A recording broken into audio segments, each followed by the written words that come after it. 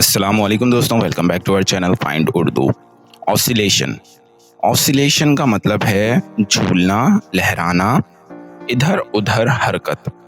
Oscillation का मतलब है किसी चीज का बार बार एक ही रास्ते पर इधर उधर या आगे पीछे हरकत करना।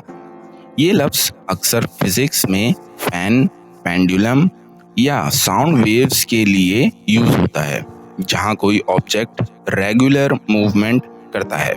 पेंडुलम का झूलना एक ऑसिलेशन है। The fan's oscillation helps to cool the whole room. Fan का इधर उधर घूमना पूरे कमरे को ठंडा करता है। तो दोस्तों, ऑसिलेशन का मतलब है बार बार हरकत करना एक फिक्स्ड तरीके से, जैसे पेंडुलम या फैन की मूवमेंट। उम्मीद है अब आपको ऑसिलेशन का मतलब समझ में आ गया होगा। मिलते हैं नेक्स्ट वीडियो में।